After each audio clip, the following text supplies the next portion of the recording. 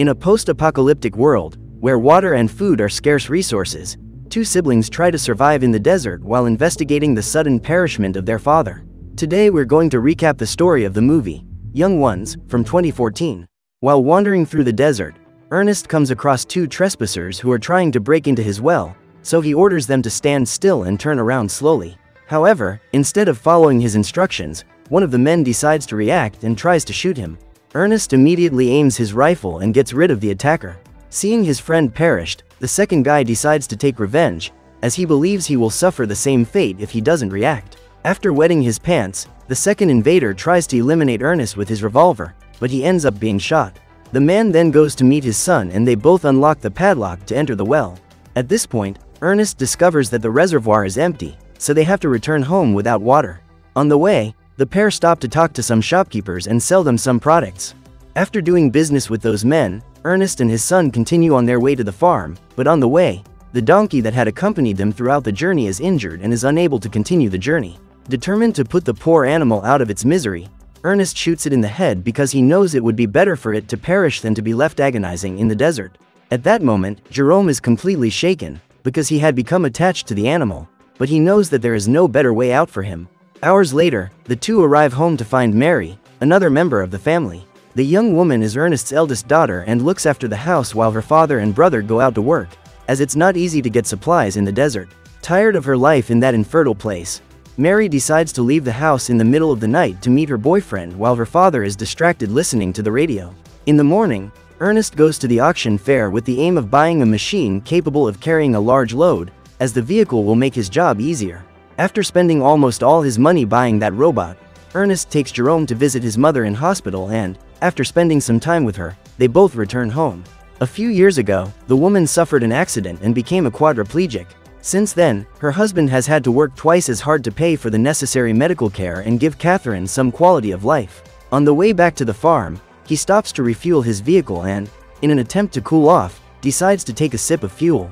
That afternoon, Flem shows up and asks to borrow Ernest's new machine, but the man refuses because he knows he can't trust him. For years Ernest has been trying to convince Caleb to supply water to his farm, but conflicts of interest prevent the well worker from doing so. However, Flem believes that if he has the chance to negotiate with those guys, he will be able to convince them to build the piping system that will supply water to the farm, but he has never had the chance to do this. The following week, once again, Ernest and his son travel to do business with Caleb. This time, however, they use the robot to transport the goods. In an attempt to restore the fertility of the farm, Ernest decides to make an offer to convince the man to pipe water to his land, but once again his efforts are in vain. Since his well is no longer used to collect water, Ernest decides to dig it even deeper in order to create a trap. He believes that, if he's lucky, a deer or elk will pass by in search of water. When this happens, the animal will step on the plastic and end up falling into the trap. After helping his father out of the hole, Jerome starts a fight with him because he wants to practice his moves. Although he's only a teenager, the young man feels the great responsibility that lies on his shoulders and knows that he needs to become a man as strong as his father. Ever since he was born, Jerome has lived in a hostile environment, but his heart remains so kind that he is incapable of hurting anyone. During a conversation with his son, Ernest reveals that, during one of his trips, he met a beautiful young woman with floppy ears who would be an excellent suitor for him, but Jerome says he doesn't have time to think about marriage right now. While driving home, Ernest spots Flem coming in the opposite direction on his motorcycle and realizes that he is going out with his daughter. When she arrives home, the man orders Mary not to go out with that guy anymore and the young woman says that she will be leaving that house very soon.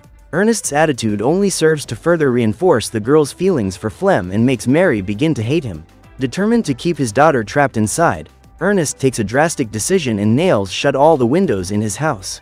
The next morning, Jerome discovers that the lock on his garage has been broken and the transport machine has disappeared. Furious, Ernest goes to talk to Sam, the young man's father, and discovers that Flem left in his car earlier with the excuse that he was taking supplies to the well. When he hears this, Ernest begins to suspect that this is where the young man took the machine and immediately goes after them. With his gun on his back, he climbs the rock wall, only to be surprised by a punch to the face. When he wakes up, Ernest is faced with Caleb and his men, who accuse him of using his machine to steal supplies from the well. The farmer immediately denies the accusations and tries to calm Caleb down, but the crazy man attacks him with a knife and the two start a duel. After knocking the gun out of his enemy's hand, Ernest has the chance to grab his rifle and manages to escape. However, he receives a sentence from Caleb, who says he will send his men to eliminate him. That night, while walking through the desert, Ernest spots Flem sleeping peacefully and wakes him up with his gun pointed at him. After tying him up, Ernest escorts the young man back to Caleb's camp. His plan is to return the supplies to him and prove that Flem was responsible for the theft. After a long walk under the sun, the two men start to get extremely dehydrated and Flem says he can't walk anymore because he's so thirsty. Despite everything that guy has done, Ernest still feels compassion for him and decides to let him go. As there is no water among the items that were stolen, the pair decide to drink a bottle of alcohol and Flem apologizes for stealing the machine. He was never able to get over the fact that the state took his father's land and distributed it to other people. His family used to have a lot of money, but because of the government, they now have almost no resources. Furious at this injustice, Flem decided to fight back and stole the supplies that Caleb, a state employee, had gathered so that he could sell them at the border, because they were worth 10 times as much. In an attempt to convince Ernest not to return those supplies, Flem invites him to be his partner and offers him half the money he received as payment. However, the man refuses to do this because his moral sense prevents him from acting illegally. Even drunk, Ernest is still determined to hand Flem over to the guys in the pit, but the young man knows he has little chance of getting out of this alive. So he takes advantage of the fact that his father-in-law is drunk and throws a rock at him. In doing so, the man hits his head on a sharp rock and passes out. When he wakes up, he finds Flem trying to drown him with a bottle of vodka and starts screaming for help. The young man's plan is to make it look like Ernest had an accident because he was drunk, so that no one would be able to accuse him of a crime.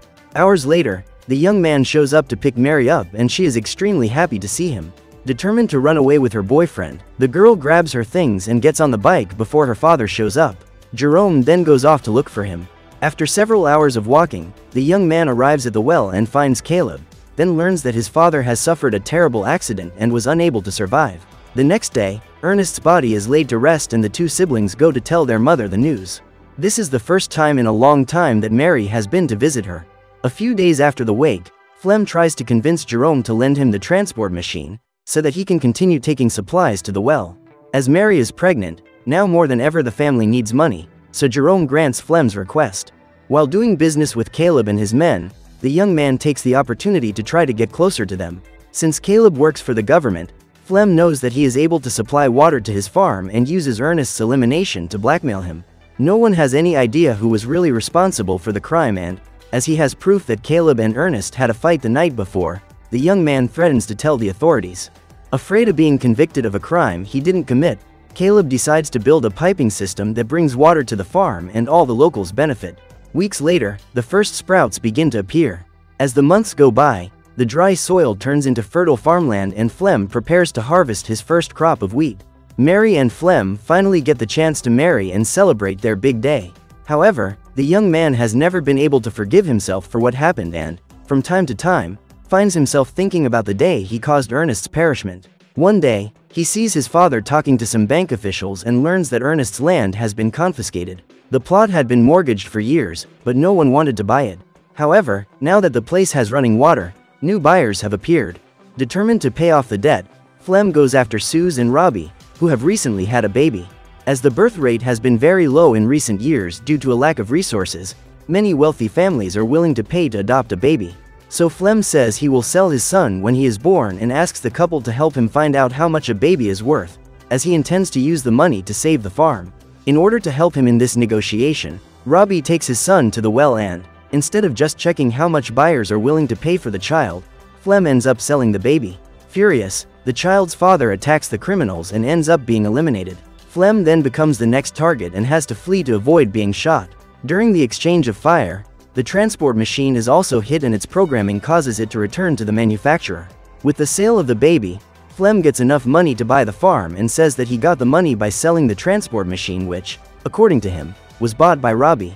When he finds out that the machine has been sold, Jerome is furious, as it was the only asset left to him by his father. After several days on the road, the machine finally arrives at Calvin Huiman's dealership and the man realizes that it is riddled with gunshot marks.